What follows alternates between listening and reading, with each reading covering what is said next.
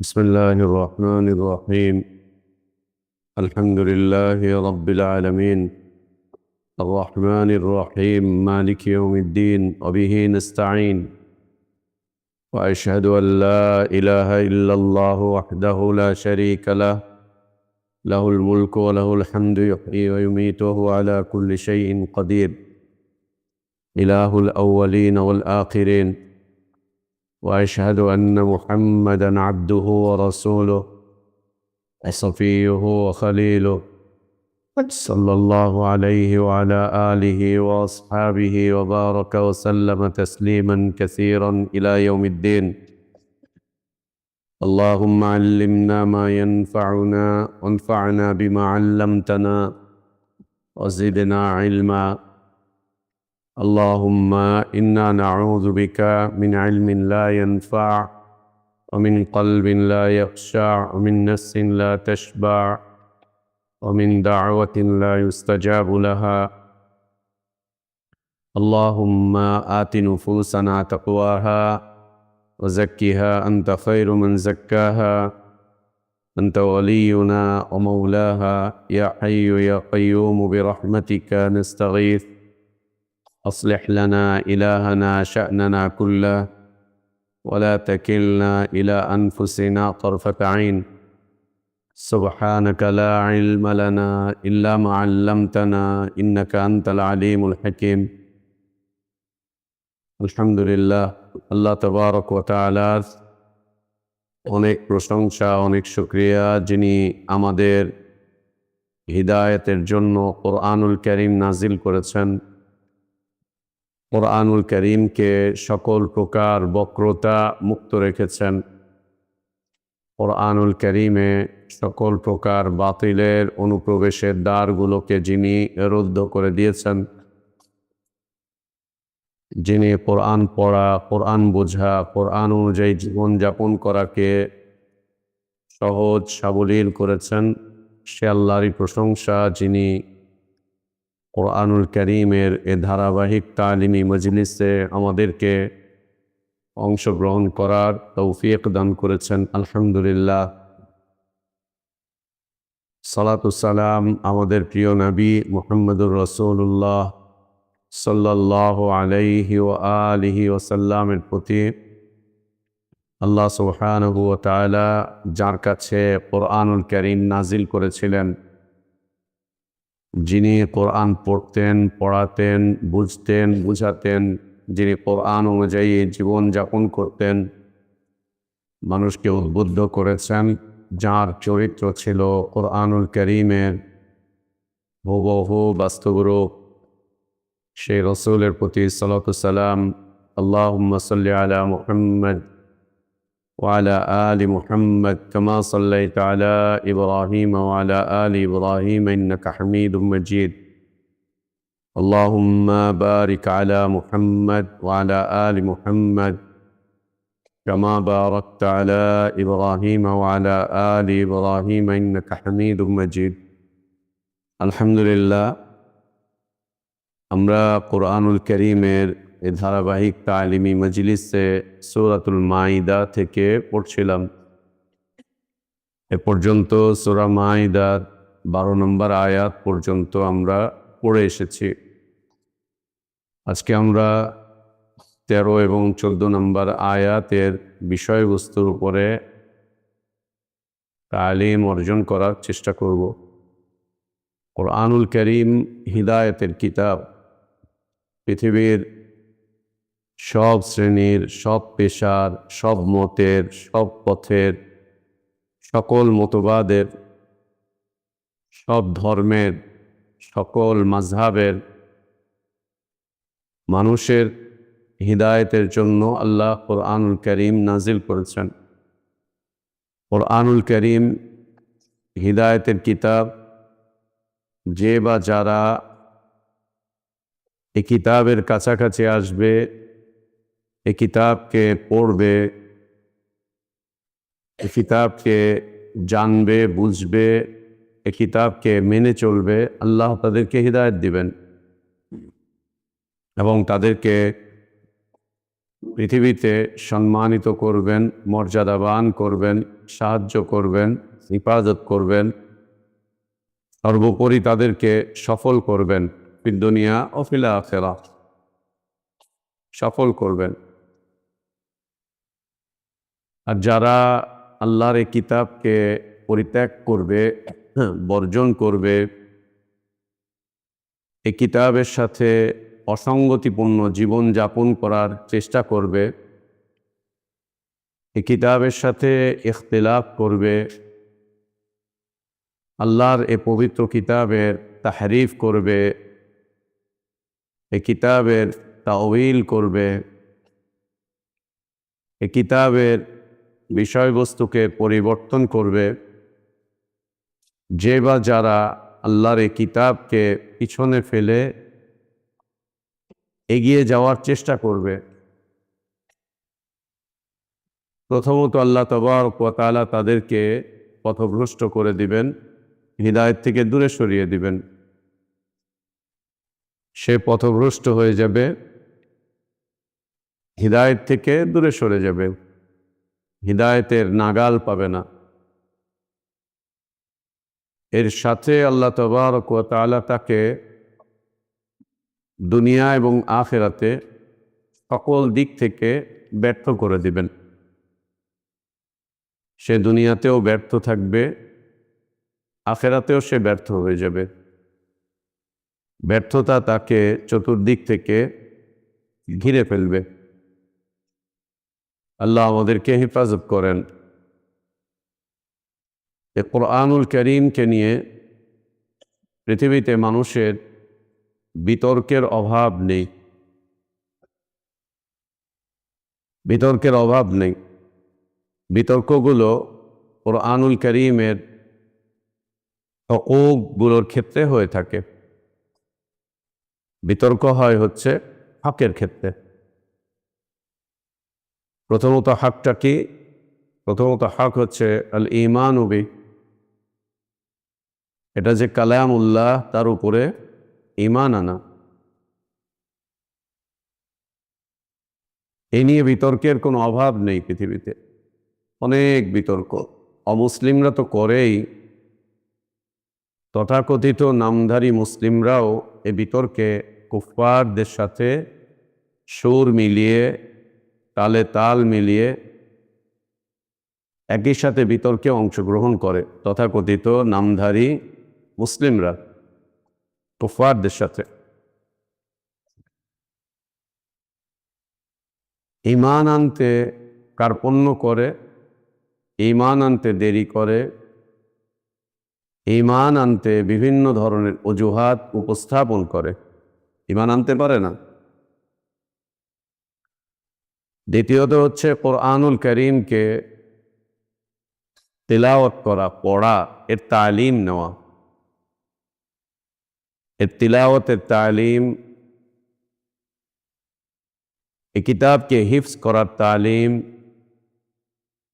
এই কিতাবকে বোঝার তালিম, বোঝার তালিম, তিলাওয়াতের তালিম, হিফজের তালিম এবং এই কিতাবকে বোঝার তালিম। এক্ষেত্রেও ইখতিলাফের কোনো অভাব নেই। শয়তান এক্ষেত্রে প্রচুর পরিমাণ ওয়াসওয়াসা দেয়। কাউকে বোঝায় যে কোরআন পড়ার কি প্রয়োজন, কোরআনের অর্থ পড়ো। কোরআন পড়ার কি প্রয়োজন, কোরআনের অর্থ পড়ো। কোরআন বোঝার জন্য আল্লাহ নাজিল করেছেন, পড়ার জন্য আল্লাহ নাজিল করেন নাই। এই যে একটা ওয়াসওয়াসা। কাউকে দেখছে কোরআন পড়ছে, বাস তাকে ওয়াসওয়াসা দিচ্ছে। যদি সে ছোট বাচ্চা হয়, ওর মা বাবাকে ওয়াসওয়াসা দিচ্ছে। কি প্রয়োজন? কোরআন শেখাবার দরকারটা কি? কোরআন শেখার মতো কি কিতাব? শিখবে বিজ্ঞান, শিখবে কারিগরি শিক্ষা, কর্মমুখী শিক্ষা, এই সেই। কোরআন শেখার কি আছে? কোরআন পড়ার কি আছে? আমরা কি পড়তে জানি না? পড়ে কে কি করতে পেরেছে দুনিয়াতে? কোরআনের তালিম নিতে, কোরআনের তারবিয়ত নিতে, কোরআনুল কারীম হিফজ করার ক্ষেত্রে একে বোঝার ক্ষেত্রে যে তালিমগুলো চলে, এই তালিমের বিরুদ্ধে এর বিপরীতে অবস্থান গ্রহণ করা, এর সাথে ইখতিলাফ করা। কেউ কোরআন পড়ছে বিশুদ্ধভাবে মাখরাজের সাথে, সিফাতের সাথে, তো বিতর্ক বাদিয়ে দিল। কি দরকার, কি প্রয়োজন? তো কেউ কোরআন হিফজ করছে, তো এ নিয়ে বিতর্ক বাদিয়ে দিল। কি প্রয়োজন হিফজ করার? কি ফায়দা হবে? কোরআন হিফজ করে ও কি করবে দুনিয়াতে? এত শত হাজার লাখো হাফেজরা আছে, এরা না বুঝে বিজ্ঞান, না বুঝে এইটা, এরা প্রগতিশীল নয়, এরা সুশীল নয়, এরা এই না, ওই না, সেই না, লাগিয়ে দিল যাতে করে মানুষ কোরআন হিফজ না করে।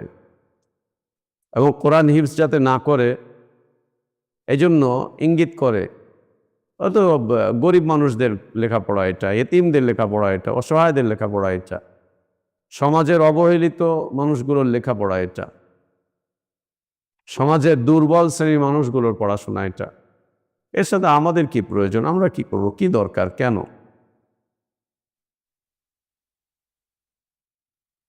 তো হিফজের যে মাদ্রাসাগুলো আছে সেগুলোকে নিয়ে নানান ধরনের কুরুচিপূর্ণ, অশোভন আচরণ, কুরুচিপূর্ণ বক্তব্য, যে সমস্ত কথাবার্তা শুনতে রুচিতেও বাদে, যে কথাগুলো শুনতে রুচিতেও বাদে, রুচিও হয় না,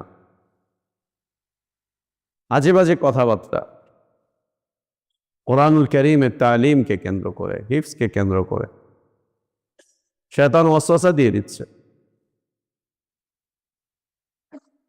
যাদেরকে তালিম থেকে ওয়াসওয়াসা, তালিমের ওয়াসওয়াসা থেকে দূরে রাখতে পেরেছে, বা শয়তান যাদেরকে তালিমের ক্ষেত্রে ওয়াসওয়াসা দিতে পারেনি, তাদেরকে হিফজের ক্ষেত্রে ওয়াসওয়াসা দিয়ে দিচ্ছে। কোরআন হিফজের ক্ষেত্রে অনেক ওয়াসওয়াসা, অনেক ওয়াসওয়াসা। আরো কত কিতাব আছে মুখস্থ করার, এর পিছনে পড়ে থাকার কি আছে? অভাব তো নাই হাফেজদের। হাফেজরা কে কি করেছে? এর সাথে সাথে আরেকটি ওয়াসওয়াসা, মাদ্রাসার ছাত্রদেরকে নেক সুরতে শয়তান ওয়াসওয়াসা দেয়, নেক সুরতে। সেই ওয়াসওয়াসা হচ্ছে কোরআন হিফজের যেমন ফজিলত আছে, কোরআন ভুলে যাওয়ার তেমন শাস্তি আছে।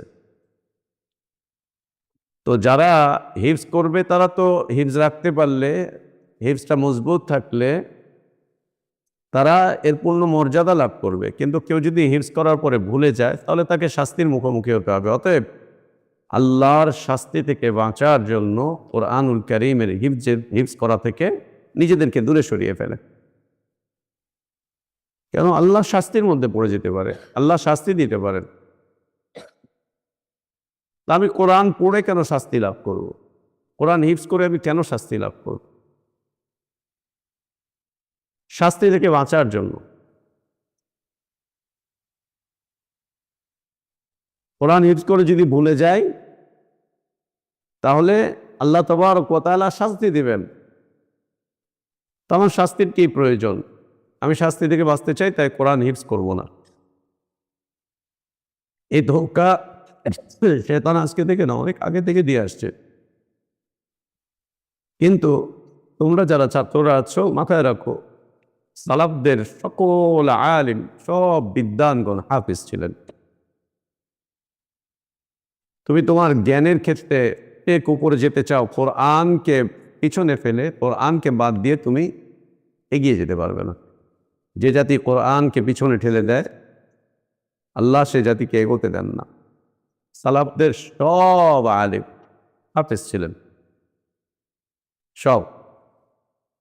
এই জন্য অনেক আলিমের নামের সাথে পাওয়া যায় হাফিজ ইবনে হাজার আসকালানি রাহিমাহুল্লাহ, হাফিজ ইবনে রজব, হাফিজ ইবনুল কাইয়িম জাওজি, কারো কারো নামের সাথে পাওয়া যায়। তাহলে কি বাদবাকিরা হাফিজ ছিলেন না? বাকিরাও হাফিজ ছিলেন, বাকিরাও হাফিজ ছিলেন। এবং আমি যে ইয়ামানে মার্কাজে গিয়ে ঘুরে আসছি, প্রত্যেকটা মার্কাজে প্রত্যেক ছাত্রদের কোরআন হিফজ করা বাধ্যতামূলক। সব ছাত্র, হাদিসের ছাত্র, সবার হিফজ করা বাধ্যতামূলক। কম হোক বেশি হোক, বাধ্যতামূলক হিফজ করতে হবে।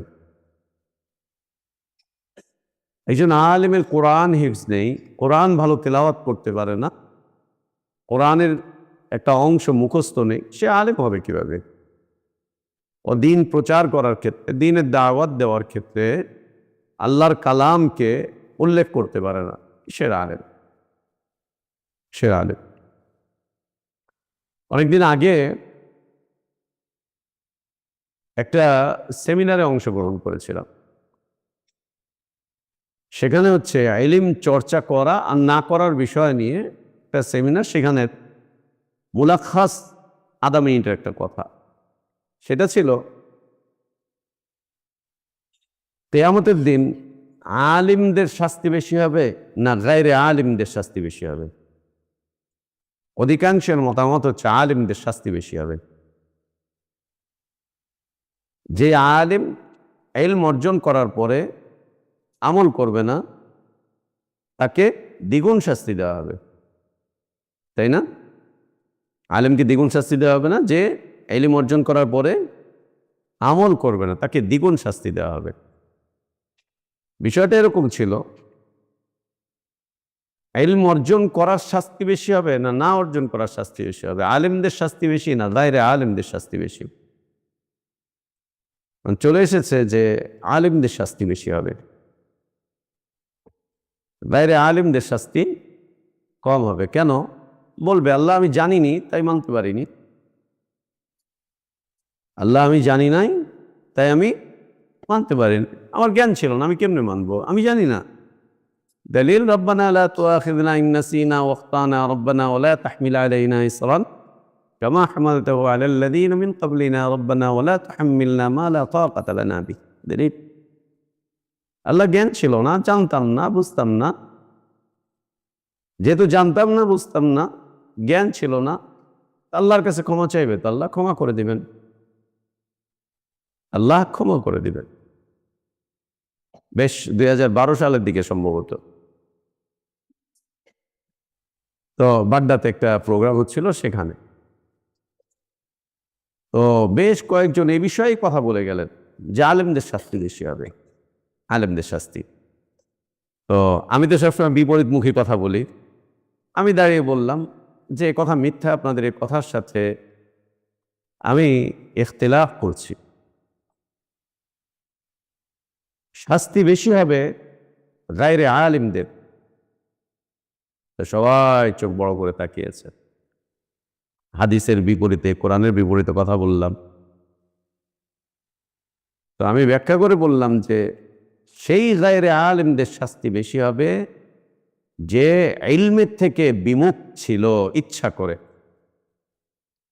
ইলম অর্জন থেকে যে ব্যক্তি ইচ্ছা করে বিমুখ ছিল, ইলম অর্জন করতেই চায়নি, নবীদের দাওয়াত শুনতেই চায়নি, কানে আঙ্গুল দিয়েছে। লা তাসমাউ লিহাদাল কুরআনি ওয়াল গাউ ফীহি লাআল্লাকুম তাগলিবুন ফালানুযীকান্নাল্লাযীনা কাফারু আযাবান শাদীদা ওয়া লানাজজিয়ান্নাহুম আসওয়াল্লাযী কানু ইয়ামালুন যালিকা জাযাউ আ'দাইল্লাহিন নার।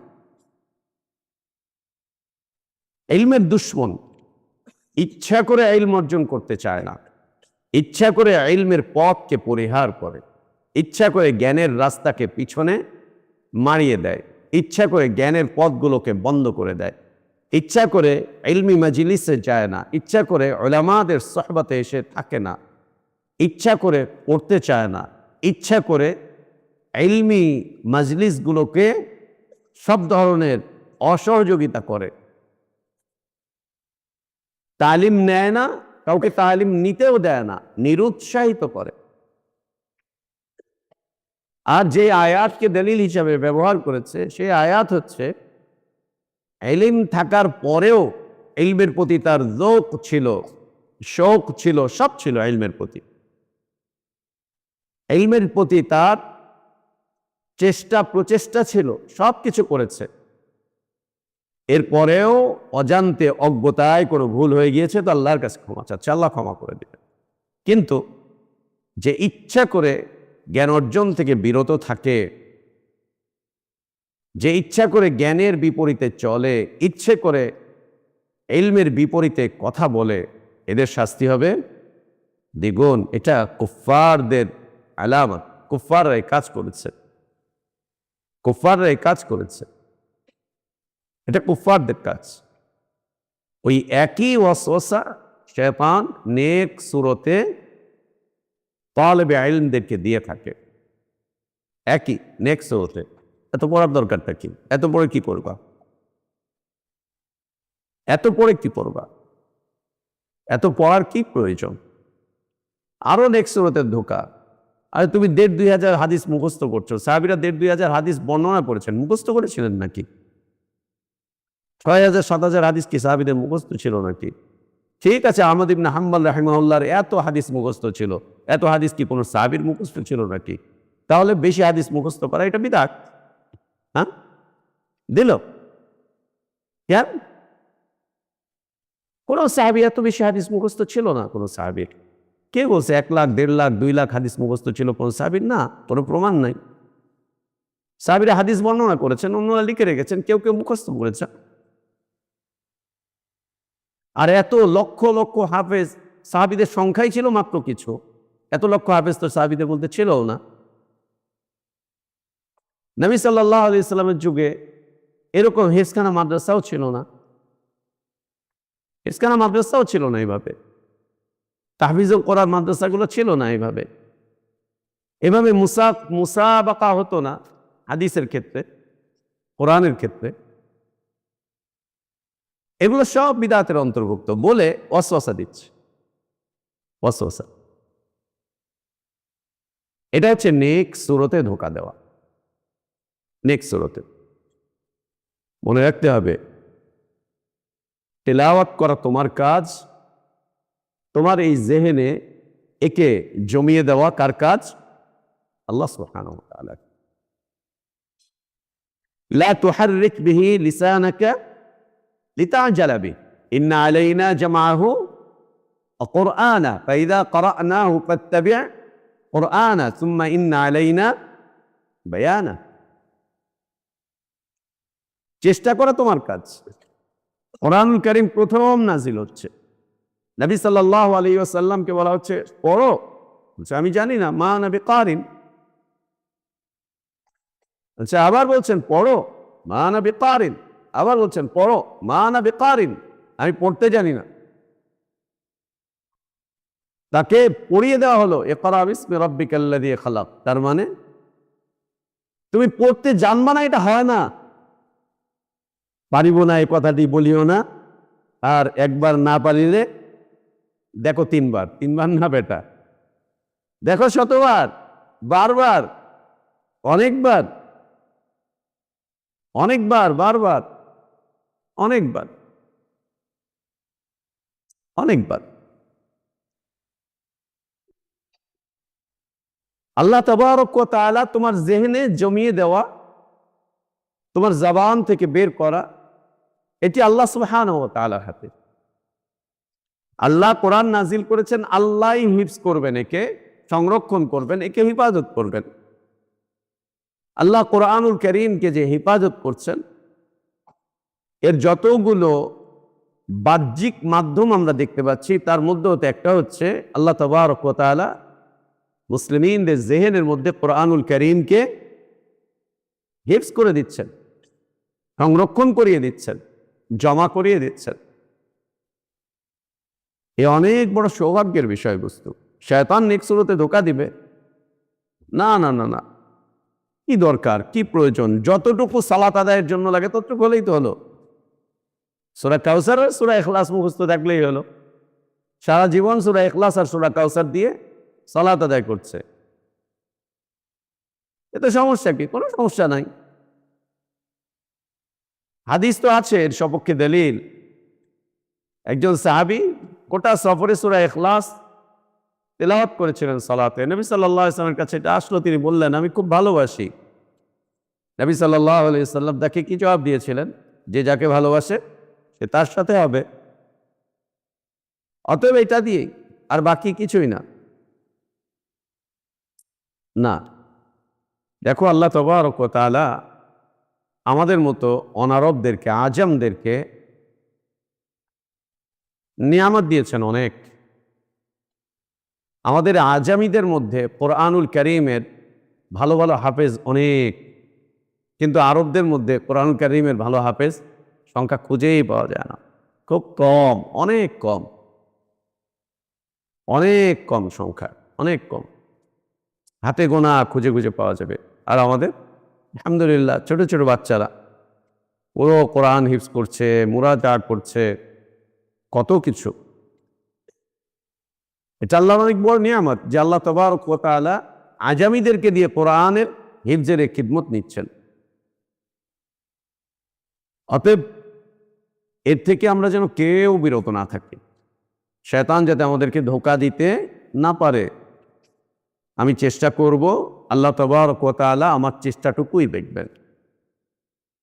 ইন্নাল্লাহ লা ইয়ানজুরু ইলা সুওয়ারিকুম ওয়া আমওয়ালিকুম ওয়ালাকিন ইয়ানজুরু ইলা কুলুবিকুম ওয়া আমালিকুম। আল্লাহ আমাদের অন্তরের যে চাওয়া, অন্তরের যে ইখলাস, অন্তরের যে কামনা বাসনা, কোরআনের প্রতি আমাদের যে ভালোবাসা, এইটা আল্লাহ তাবারক ওয়া তাআলা মূল্যায়ন করবেন। এবং আমরা যে চেষ্টা করে যাচ্ছি, আল্লাহ তাবারক ওয়া তাআলা এইটারই বদলা দিবেন আমাদেরকে। চেষ্টা করে আমি সফল হব এমন কোনো কথা নেই। সফলতা ব্যর্থতা কার হাতে? আল্লাহ তাবারক ওয়া তাআলার হাতে, আল্লাহ তাবারক ওয়া তাআলার হাতে। আমি যে সফল হব বিষয়টা এরকম না, সফলতা আমার হাতে না, বিলকুল না। কিন্তু তুমি চেষ্টা না করলে আল্লাহ তাবারক ওয়া তাআলা আমাদেরকে তেমন কিছুই দিবেন না। আল্লাহ বলছেন ওয়ান লাইসা লিল ইনসানি ইল্লা মা সাআ, ইল্লা মা সাআ। চেষ্টা আমাদের থেকে, আর একে পূর্ণতায় পৌঁছানো এটি আল্লাহ তাবারক ওয়া তাআলার জিম্মায়, তিনি পৌঁছাবেন। আমরা নিয়ত করব, আমরা চেষ্টা চালাবো, আল্লাহ আমাদের নিয়ত দেখবেন, আল্লাহ তাবারক ওয়া তাআলা আমাদের প্রচেষ্টাটুকু দেখবেন। এর উপরেই তিনি আমাদেরকে জাযা দান করবেন, সফলতা দিবেন।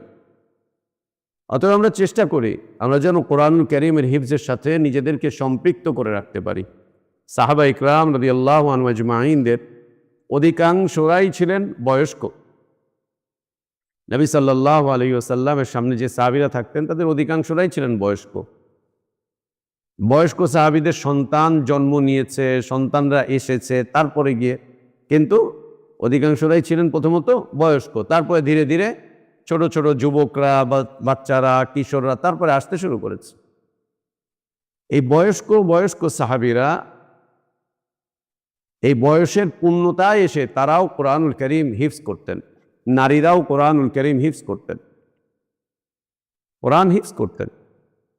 কোরআন হিফজের যে ফজিলত, যে মর্যাদা আল্লাহ তাবারক ওয়া তাআলা দান করেছেন, যে কিয়ামতের দিন আল্লাহ তাবারক ওয়া তাআলা বলবেন পড়তে থাকো আর উপরে উঠতে থাকো, যেখানে গিয়ে তোমার তেলাওয়াত শেষ হবে সেটাই হবে তোমার থাকার স্থান। এর থেকে আমরা বঞ্চিত হয়ে যাব। শয়তান আমাদেরকে ছোট্ট একটা বিষয় আমাদের মাথায় এনে দিয়েছে, ভুলে গেলে শাস্তি দিবেন। ভুলে যাব কেন? আর ভুললেও আমি তো ভুলি না, শয়তান আমাকে ভুলিয়ে দেয়। কে ভুলিয়ে দেয়? একজন মুমিন বান্দা, সে কি কোরআন ইচ্ছা করে নিজেকে ভুলায় নাকি? শয়তান ভুলিয়ে দেয়। শয়তান তাকে মশগুল করে রাখে, তার জেহেনে শয়তান বিভিন্ন জিনিস এনে তাকে একদম মশগুল করে রাখে, করে রেখে শয়তান তাকে দিয়ে ভুলিয়ে দেয়। আমি ভুলিনি, আমাকে শয়তান ভুলিয়ে দিয়েছে। আমি ভুলতে চাই না, শয়তান আমাকে এমনভাবে প্রতারিত করে, মশগুল করে যে আমার জেহেন থেকে বের হয়ে যায়। দায় ভার পুরোটা শয়তানের উপরে চাপিয়ে দাও, পুরোটা শয়তানের উপরে চাপিয়ে দাও, দায় ভার ওর উপরে চাপিয়ে দাও। আমি ভুলতে চাইনি, আমি চেষ্টা করেছি। তুমি চেষ্টা অব্যাহত রাখো, আমরা চেষ্টা অব্যাহত রাখি, তেলাওয়াত অব্যাহত রাখি, মুরাজা অব্যাহত রাখি, দাওর অব্যাহত রাখি, অন্যদেরকে শোনানো এটা অব্যাহত রাখি, প্রচেষ্টা চালিয়ে যাই, আল্লাহর কাছে দোয়া করতে থাকি। বাস আমাদের জেহেনে রাখার জিম্মাদারি আল্লাহ তাবারক ওয়া তাআলার হাতে। আমরা চেষ্টা করার পরেও যদি আমাদের জেহেন থেকে বের হয়ে যায়, তো এর দায় দায়িত্ব কার? শয়তানের। শয়তান করেছে, ও ভুলিয়ে দিয়েছে। আমরা ভুলতে চাইনি। আল্লাহর কালামকে কে ভুলতে চায়? কোন মুসলিম আল্লাহর কালাম ভুলতে চায়? কোন দিনদার ব্যক্তি, কোন আলিম আল্লাহর কালাম ভুলতে চায়? না, কেউ চায় না। শয়তান ভুলিয়ে দেয়, শয়তান ভুলিয়ে দেয়। আমরা যেন আমাদের চেষ্টা অব্যাহত রাখি এ ধরনের ওয়াসওয়াসা যেন আমরা কোরআনুল কারীমের ক্ষেত্রে না আনি। মানতে পারবো না তাই ইলম অর্জন করব না, মানতে পারবো না তাই কোরআন বুঝতেও চেষ্টা করব না, মুখস্থ রাখতে পারবো না তাই কোরআন হিফজ করব না। আমাদের দেশে অনেক মানুষ আছে হজ করতে যাওয়ার আগে মুরব্বীদের কাছে অনুমতি চায়। যুবক ছেলে পেলে টাকা পয়সা হয়েছে হজ করতে যাবে, এখন অনুমতি চাচ্ছে হজ করতে যাব, অথবা সরকারি চাকরি করে হজ করতে যাবে, বসের সাথে কথা বলছে, এই করছে সেই করছে। তো হজ করতে যাওয়ার একটা প্রবল ইচ্ছে থাকে মানুষের, মুসলিমিনদের, যুবক বয়সে থাকে, অর্থ হলেই হয়। তখন মুরব্বীরা, বুড়ারা, যাদের কোনো কাজ নেই, বিড়ি ফুঁকে গ্রামে বসে থাকে আর মানুষের চাল চুলার খোঁজ খবর নেয়, এই বুড়াগুলো বলে তুই হজ করবি এই বয়সে, আরে বেটা তুই হজ রাখতে পারবি? আরে বাবা, হজ করার বিষয়, হজ রাখার বিষয়। আরে তুই হজ রাখতে পারবি? শুনছো তোমরা এই কথা? হজ রাখতে পারবি এই কথা শুনছো? কে কে শুনছো? কে শোনো নাই? আর তোমরা যেহেতু কারোর সাথে গল্প এই কথা বলো নাই তাই তো শোনো নাই, আমরা শুনছি এগুলো। মুরব্বীরা বলে তুই হজ করতে যাবি, হজ রাখতে পারবি? দ্বিতীয়ত তোর হজ করার বয়স হয়েছে। আর যদি বিবাহিত মানুষ হয়, বাচ্চা কাচ্চা থাকে, আরে বেটা পোলামাইয়ার বিয়া না দিয়ে তুমি এখনই হজ করতে যাবে? আগে পোলামাইয়ার বিয়া দাও, তারপরে না হজ করবা। আর তোর দাড়ি মোচকি চুবা কেন, তুই এই বয়সে হজ করবি? কি ঘটনা কি তোর? কি কোনো সমস্যা? এই বয়সে হজ করবি কেন? এই বয়সে হজ করবি কেন? তুমি চাকরি থেকে অবসর নিছো? না। মেয়ের বিয়ে দিচ্ছ? না। তো তুমি এই বয়সে তুমি হজ রাখতে পারবা? আর হজ রাখতে পারবে মানে কি? হজ রাখতে পারা মানে হচ্ছে যে হজ করে এসে আর দুনিয়াদারি করা যাবে না, চাকরি করা যাবে না, ব্যবসা করা যাবে না, হজ করে এসে আর নতুন বিয়ে শাদী করা যাবে না, হজ করে এসে আর ক্ষেত খামার করা যাবে না, হজ করে এসে আর মানুষের সাথে কথাবার্তা বলা যাবে না। হজ করে এসে ও বৈরাগী হয়ে যেতে হবে, লাল একটা রুমাল দিয়ে মাথা টাথা ঢেকে কোনো দিকে চুপচাপ বসে থাকবে। হ্যাঁ, ও হজ করে এসে আর দোকানদারি করবে না, হজ করে এসে আর খেতে যাবে না। ও ব্যাস হজ করে আসছে তো উনি, হ্যাঁ, একটা হাজি রুমাল নিয়ে আসবে, হাজি গামছা। লাল রুমালটার কি নাম? হাজি রুমাল, হাজি গামছা। এই যে আমরা যে সীমাকগুলো পরে আমাদের আরবরা, এটার বাংলাদেশের দুইটা নাম, একটা হচ্ছে হাজি রুমাল আর একটা হচ্ছে হাজি গামছা। হাজি গামছা। তো হজ করে এসছে, ওই একটা রুমাল নিয়ে আসবে, গামছা নিয়ে আসবে, ওইটা পেঁচিয়ে ব্যাস বসে থাকবে, আর কোনো কাজ নেই। এই বাড়ি ওই বাড়ি সেই বাড়ি কোথাও না, আমি হজ করে ফেলাইছি, আমি হজ করে ফেলাইছি। আর আমরা যারা হজে গেছি আমরা তখন শুনি এই যে হজের যে লিবাস যেটা পরে, হেরামের কাপড় বলে, এটা পরার পরে এই যে আমাদের বিদাতি হুজুররা বলে, ভাই শুনেন, কাফনের কাপড় পইরা লাইছেন। হ্যাঁ, ঢং ঢং, ওরা কাপড়ের কাপড় পইরা লাইছে, এই দুই কাপড়ে আম করে কমরে যাইতে। হ্যাঁ, মানুষের আবেগে আঘাত, কাফনের কাপড় পরে লাইছে। কাফনের কাপড় পরার পরে কি করে? কবরে চলে যায়। আমরা এই কাপড় পরছি মানে আমরা এখন কবরের বাসিন্দা। ওয়াজ করে এগুলো, আরাফাতেও করে, মিনাতেও করে, মক্কার বাসাগুলোতে, হোটেলগুলোতে, আমরা এখন কবরের বাসিন্দা। আমাদের সাথে আর দুনিয়ার কি সম্পর্ক? যে ওয়াজ করে হচ্ছে হজের মুআল্লিম, ওই যে ব্যবসায়ী, ওই শয়তান মক্কায় গিয়ে নামাজও পড়ে না। আর ওই শয়তান যে কতবার হজ করলো, কতবার যে কাফন পড়লো, ওই শয়তান এখনো মরে না। এবং অনেক হাজিরা বলে যে শয়তান দেখতে চাইলে মুআল্লিমদের দিকে দেখতে হবে। কেউ যদি শয়তান দেখতে চায় তাহলে মুআল্লিমকে দেখতে হবে। আমাদের যে নাইম উস্তাদ আছে, গত বছর হজে গেছে, তো ওনাদের গ্রুপে একজন ছিল, বেশ কিছু লোকজন গ্রুপে, একজন লোক দাঁড়িয়ে কষ্টের চোটে ফতোয়া দিছে, কষ্টের চোটে ফতোয়া দিছে, লা ইয়াদখুলুল জান্নাতা মুআল্লিমুন, হজের মুআল্লিম জান্নাতে যাবে না, হজের মুআল্লিম জান্নাতে যাবে না। কেন? এরা হজ ব্যবসায়ী, হজ নিয়ে ধান্দা করে, ধর্ম ব্যবসায়ী, এরা জান্নাতে যাবে না। কষ্টের চোটে মানুষ বলছে।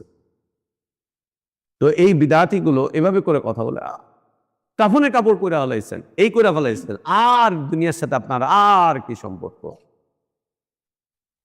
এই কাপড় পরে ফেলাইছেন, এখন থেকে আর মুর্দা কথা কয় না, আপনিও কথা কইবেন না। মুর্দা খায় না, আপনি বেশি খাইবেন না। আপনি অল্প স্বল্প। এরকম মানুষকে আবেগ ঘন কথা বলে মানুষকে কাঁদায়, আর মানুষও খুব কাঁদে। জাহেল। এগুলো কি? এগুলো হচ্ছে নেক সুরতে ধোকা দেওয়া, নেক সুরতে ধোকা দেওয়া। সাহাবীরা হজ করে আসার পরে আল্লাহর রাস্তায় জিহাদ করেছেন না? জিহাদ করেননি? হজ করে আসার পরে তারা রাষ্ট্র চালাননি? হজ করে আসার পরে তারা ব্যবসা বাণিজ্য করেননি? হজ করে আসার পরে সাহাবীরা বিয়ে শাদী করেননি? সন্তান জন্মগ্রহণ করেনি? কি রে, হায় হায় হায়, বেটা হজ করে আইসে, হজ করে এখন 2 বছর পরে বেটার বাচ্চা হয়েছে, দেখছো তুই কি অবস্থা? দেখছিস কি অবস্থা? কি অবস্থা দেখছিস? একই। সুবহানাল্লাহ। এগুলো হচ্ছে নেক সুরতে ধোকা। আল্লাহ আমাদেরকে হেফাজত করেন কোরআনুল কারীমের ক্ষেত্রে, যাতে আমরা নেক সুরতে ধোকায় পড়ে না যাই। নেক সুরতে কোরআনুল কারীমের ক্ষেত্রে ধোকা দেয় হচ্ছে কোরআনের এর বিষয়ে। কেমন? এগুলোকে আদায় করে যেতে হবে, চেষ্টা করে যেতে হবে, শয়তান যেন আমাদেরকে ধোকার মধ্যে ফেলতে না পারে।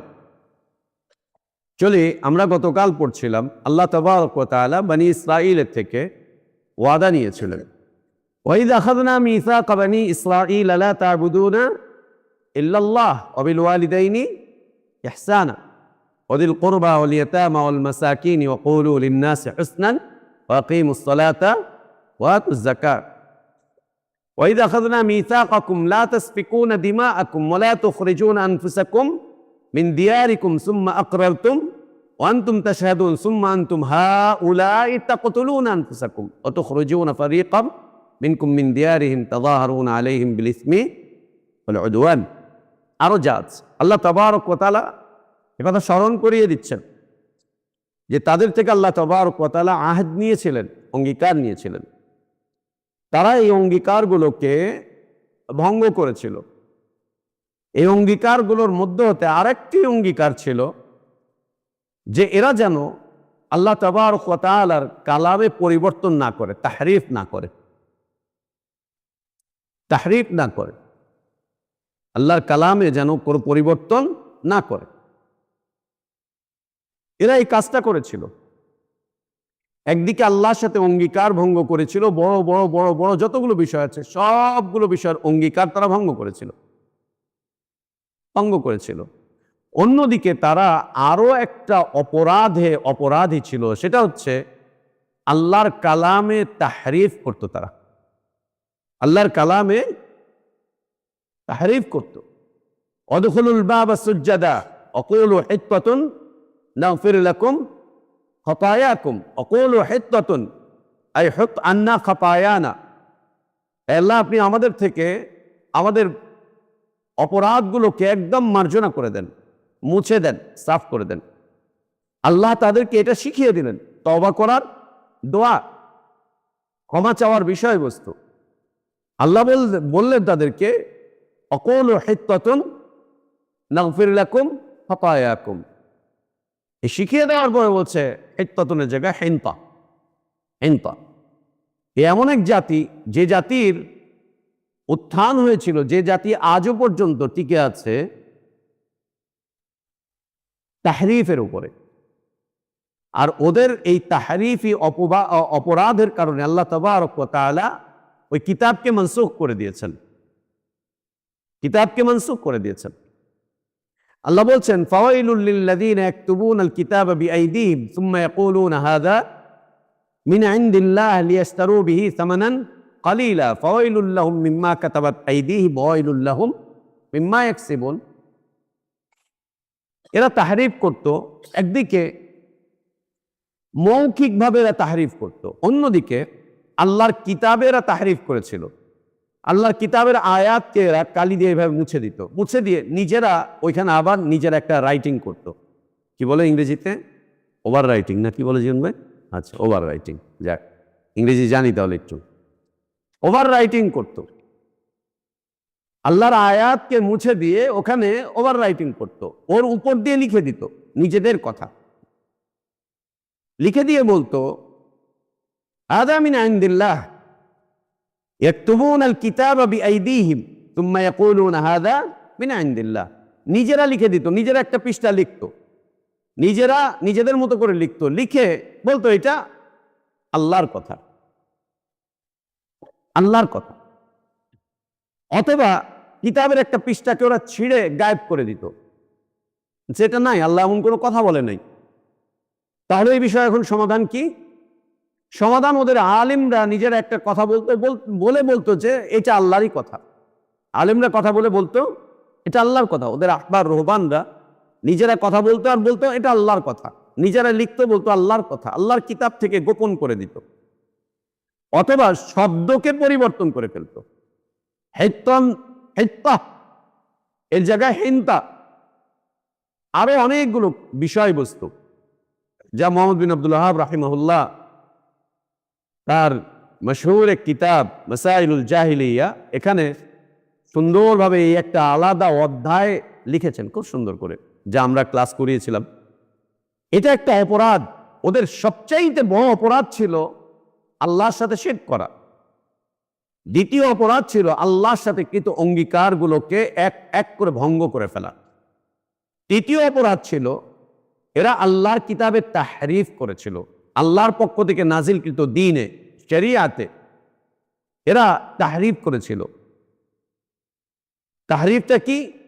পরিবর্তন করে ফেলা, শব্দের পরিবর্তন, অর্থের পরিবর্তন, ব্যাখ্যার পরিবর্তন, হুকুমের পরিবর্তন। এই পরিবর্তনগুলো কি করে তারা কি করেছিল?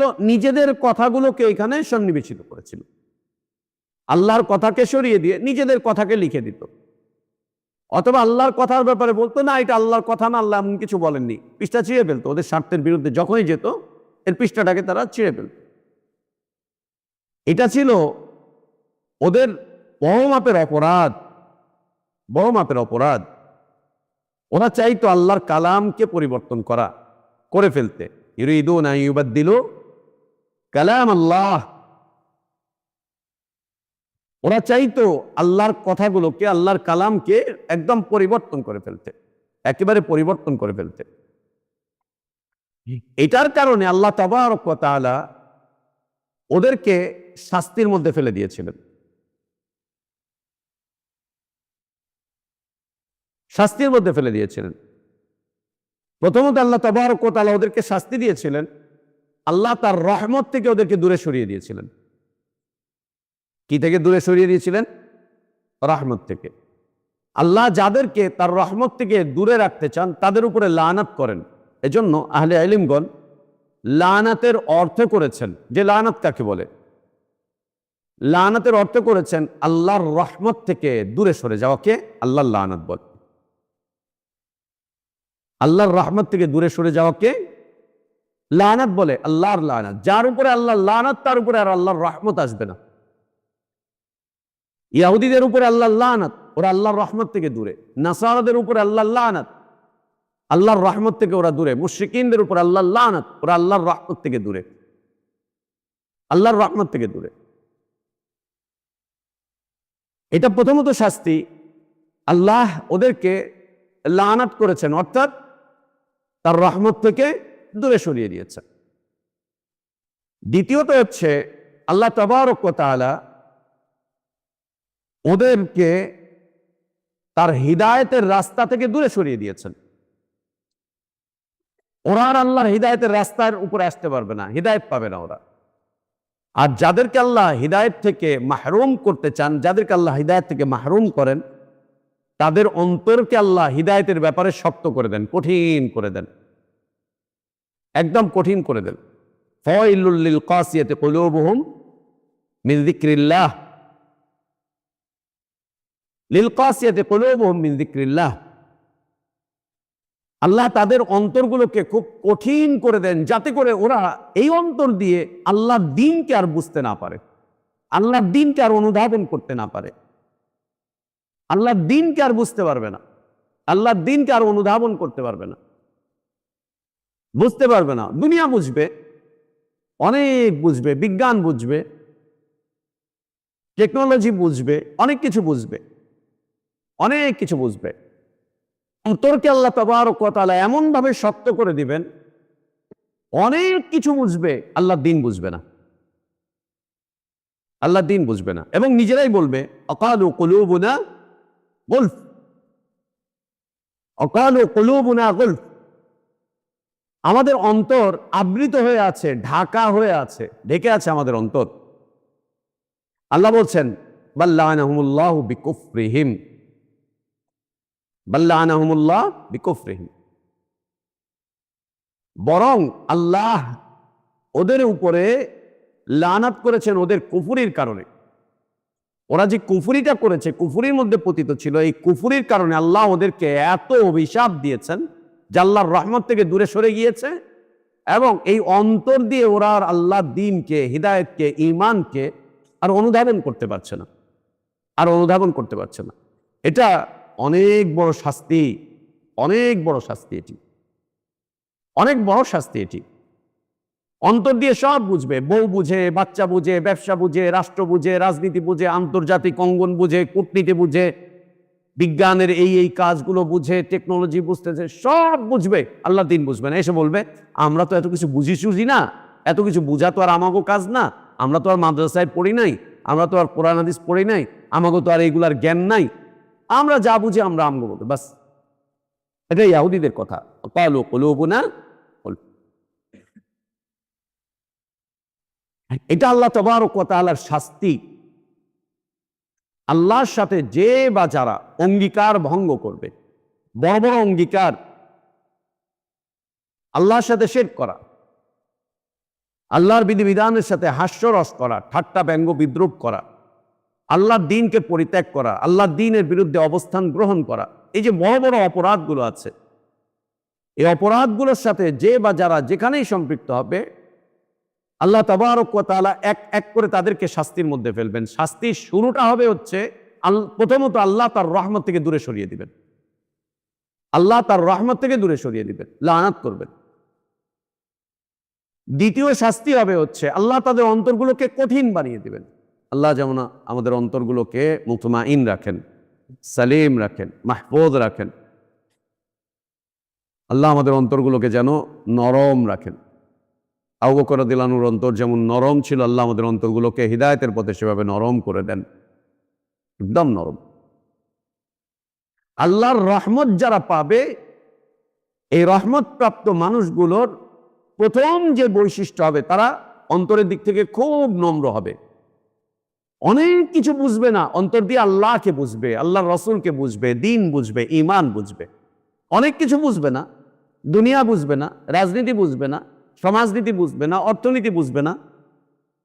হ্যাঁ, যেমন সালাফে সালেহিনদেরকে বলা হতো, সালাফে আকীদা এবং মানহাজের লোকজনদেরকে যেমন বলা হয়, কি এরা কিচ্ছু বুঝে না, ঘোড়ার ডিম, কিছুই বুঝে না, ঘোড়ার ডিম।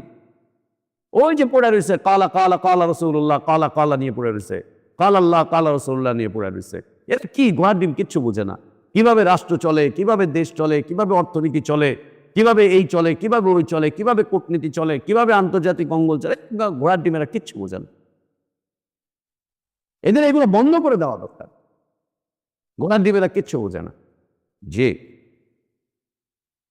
এই যে ঘোড়ার ডিম এরা কিচ্ছু বোঝে না, এটা একটা আলামত হচ্ছে এরা আল্লাহর রহমত প্রাপ্ত। এদের অন্তরগুলো নরম, এরা কিচ্ছু বোঝে না, কিন্তু এরা যা বুঝে তা তোমরা গোটা দুনিয়া মিলেও বুঝো না, তোমরা গোটা দুনিয়া মিলেও তা বুঝো না, একদম না। এরা যা বুঝে, এরা আল্লাহর দ্বীনকে বুঝে নিয়েছে, এরা সাআদাতের জীবনকে বুঝে নিয়েছে, সাআদাতের জীবনকে এরা বুঝে নিয়েছে, সৌভাগ্যের পথে কিভাবে চলতে হয় এরা এটা বুঝে নিয়েছে, এরা এটা বুঝে নিয়েছে কিভাবে আল্লাহকে সন্তুষ্ট করতে হয়, আল্লাহর আযাব আর গজব থেকে কিভাবে বাঁচতে হয়, দ্বীনের উপরে কিভাবে চলতে হয়, এরা এটা বুঝে নিয়েছে। বাস, তাদের জন্য যথেষ্ট, আর কিছু দরকার নেই, আর কিছু প্রয়োজন, এতটুকু বুঝে নিয়েছে তো যথেষ্ট। আল্লাহর রহমত প্রাপ্ত মানুষদের এটা একটা পরিচয়, যাদের উপরে আল্লাহর দয়া আছে, করুণা আছে, ইহসান আছে। তাদেরকে চেনার উপায় হচ্ছে তারা আল্লাহর দ্বীনটুকু বুঝে নিতে পেরেছে। আর কিছু বুঝুক না বুঝুক, তারা কি বুঝে? আল্লাহর দ্বীন বুঝে, আল্লাহর দ্বীনের পথে চলতে পারে। আল্লাহ তাদের অন্তরগুলোকে নরম করে রেখেছেন। কোরআন এবং সুন্নাহর কাছে এসে তারা সবসময় গলে যায়, নরম হয়ে যায়, একদম নরম হয়ে যায় তারা। আল্লাহ তাবারক ওয়া তাআলা তাদের এই অঙ্গীকার ভঙ্গের কারণে তাদেরকে এক এক করে শাস্তি দিয়েছেন। শাস্তিগুলো কি ছিল? প্রথমত হচ্ছে আল্লাহ তার রহমত থেকে দূরে সরিয়ে দিয়েছেন। কিসের মাধ্যম দিয়ে? লানাতের মাধ্যম দিয়ে।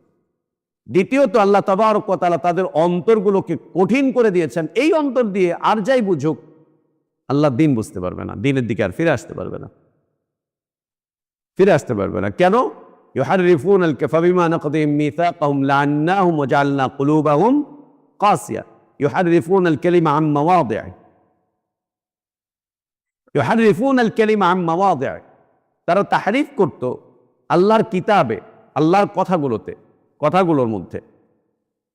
এটা যেখানে যেটা থাকার কথা সেটাকে সেখানে না রেখে সেখান থেকে দূরে সরিয়ে দেওয়া, এ হচ্ছে তাহরিফ, এ হচ্ছে তাহরিফ। আর আল্লাহ তাবারক ওয়া তাআলা এদের উপরে শাস্তি একের পর এক আরোপ করছিলেন। কখনো এদেরকে খাদ্যদ্রব্য এদের থেকে উঠিয়ে নিয়ে শাস্তি দিয়েছেন, কখনো এদেরকে দুনিয়াতে পেরেশানি দিয়ে আল্লাহ এদেরকে শাস্তি দিয়েছেন, কখনো এদের থেকে নিয়ামতগুলোকে ছিনিয়ে নিয়ে আল্লাহ তাবারক ওয়া তাআলা এদেরকে শাস্তির মধ্যে ফেলে রেখেছেন। আল্লাহর সাথে ওয়াদাকে যে বা যারা যখন বা তখন যেখানে বা সেখানে ওয়াদা ভঙ্গ করবে, আল্লাহর দ্বীনের মধ্যে বিকৃতি আনার চেষ্টা করবে, বিকৃত পথকে যে বা যারা যখন তখন অবলম্বন করবে, আল্লাহ তাবারক ওয়া তাআলা তাদেরকে শাস্তির আওতায় আনবেন। আল্লাহ বলছেন ওয়ালা তাযালু তাত্তালিউ আলা খাইনাতিন মিনহুম ইল্লা কালিলাম মিনহুম। এই কোয়ালিটির মানুষগুলোকে আপনি অধিকাংশদেরকেই পাবেন, এরা হচ্ছে খেয়ানতকারী, এরা হচ্ছে খেয়ানতকারী, এরা হচ্ছে খেয়ানতকারী, এদের জীবনটা চলে হচ্ছে খেয়ানতের সাথে। এরা আমানত বিনষ্টকারী। একজন লোক খেয়ানত করে তাকে সহজ ভাষায় আমরা কি বুঝাতে পারি? গাদ্দার। আল্লাহ তাবারক ওয়া তাআলা বলছেন এদের অধিকাংশকেই আপনি পাবেন এরা গাদ্দার, অধিকাংশকেই পাবেন এরা গাদ্দার, গাদ্দারি করবে এরা। এদের বৈশিষ্ট্যই হচ্ছে এরা গাদ্দারি করে, গাদ্দারি করে। সেই কখন আল্লাহ তাবারক ওয়া তাআলা বলেছেন আজও পৃথিবীতে এই ইহুদি জাতি গাদ্দার হিসেবে পরিচিত। দুনিয়াতে রাজনৈতিক অঙ্গনে গাদ্দার হিসেবে পরিচিত, অর্থনৈতিক অঙ্গনে গাদ্দার হিসেবে পরিচিত, পৃথিবীর মানুষের সাথে কৃত ওয়াদার ক্ষেত্রে এরা গাদ্দার হিসেবে পরিচিত। আজও এদের সাথে কেউ কন্ট্যাক্ট করতে চায় না, চুক্তি করতে চায় না, জানে এরা গাদ্দারি করে, এখনো এরা গাদ্দার হিসেবে পরিচিত। এটা কি? এটা আল্লাহর একটা শাস্তি। আল্লাহ তাদের পরিচয় দিয়ে দিয়েছেন। এদের অধিকাংশকেই আপনি পাবেন নবী গাদ্দার হিসাবে, গাদ্দার হিসাবে। সামান্য দু চারজন এদের থাকবে যে না গাদ্দারি করে না, আল্লাহর সাথে অঙ্গীকার ভঙ্গ করেছে, এই করেছে সেই করেছে, আল্লাহ লাআনত ওদের উপরে আল্লাহ শাস্তি দিয়েছেন, কিন্তু মানুষের সাথে খেয়ানত করে না, গাদ্দারি করে না, এরকম সংখ্যা খুব কম। ইল্লা কালিলান মিনহুম ফা'ফু আনহুম ওয়াসফাহ ইন্নাল্লাহা ইউহিব্বুল মুহসিনিন। এই নবী আপনি এদের থেকে দূরত্ব অবলম্বন করেন, দূরত্ব অবলম্বন করেন। এরা আপনাকে নিয়ে নানান ধরনের কটূক্তি করবে, এরা আপনাকে নিয়ে নানান ধরনের ব্যঙ্গ বিদ্রূপ করবে, এরা আপনাকে নিয়ে নানান ধরনের কুরুচিপূর্ণ অশোভন আচরণ করবে, এরা আপনার সাথে বিভিন্ন ধরনের ষড়যন্ত্র করবে, আপনাকে হত্যা করতে চেষ্টা করবে, আপনাকে মারতে চেষ্টা করবে, আপনাকে বের করে দেওয়ার জন্য সব ধরনের পরিকল্পনা করবে। আপনি এদের থেকে নিরাপদ দূরত্ব অবলম্বন করেন। ফা'ফু আনহুম, এদেরকে মাফ করে দেন, মানে এদের থেকে নিরাপদ দূরত্ব অবলম্বন করেন। এদের যে কূটকৌশল আছে এর থেকে আপনি দূরে থাকেন, এদের আশপাশ থেকে আপনি দূরত্ব অবলম্বন করেন, এদের কাছাকাছি আপনি যেতে চেন না, এদের ছকের মধ্যে আপনি পাড়া দিতে চেন না, একদম না, এদের থেকে দূরত্ব অবলম্বন করেন। এটা আল্লাহ তাবারক ওয়া তাআলার দেওয়া তালিম রাসূল সাল্লাল্লাহু আলাইহি ওয়াসাল্লামকে, যে গাদ্দার জাতির থেকে তোমরা দূরে থাকো। আই নবী তুমি দূরে থাকো গাদ্দারদের থেকে, এদের আচার আচরণ থেকে দূরে থাকো, এদের কর্মকৌশল থেকে দূরে থাকো, এদের মাজলিস থেকে দূরে থাকো, এদের সাথে সামাজিকতার ক্ষেত্রে দূরে থাকো। এদের থেকে যত দূরে থাকতে পারবে ততটাই কল্যাণ। ইন্নাল্লাহা ইউহিব্বুল মুহসিনিন। আল্লাহ তাবারক ওয়া তাআলা বলছেন আল্লাহ মুহসিনিনদেরকে ভালোবাসেন। আল্লাহ আমাদের ইলমে বারাকাত দান করেন, হায়াতে বারাকাত দান করেন, নেক আমলটুকু কবুল করেন। আল্লাহ আমাদেরকে কোরআন পড়ার, কোরআন বোঝার, কোরআন অনুযায়ী জীবন যাপন করার তৌফিক দান করেন। আল্লাহুম্মা আমিন। আল্লাহ আমাদের সিয়ামগুলো কবুল করে নেন, আমাদের কিয়ামকে আল্লাহ কবুল করে নেন, আমাদের তিলাওয়াতকে আল্লাহ কবুল করে নেন, আমাদের দাস তাদরিসগুলোকে আল্লাহ কবুল করে নেন। সাল্লাল্লাহু ওয়াসাল্লাম ওয়া বারাকা আলা নবিয়িনা মুহাম্মদ ওয়া আলা আলিহি ওয়া আসহাবিহি আজমাইন সুবহানাকাল্লাহুম্মা ওয়া বিহামদিকা আশহাদু আল লা ইলাহা ইল্লা আনতা আস্তাগফিরুকা ওয়া আতুবু ইলাইক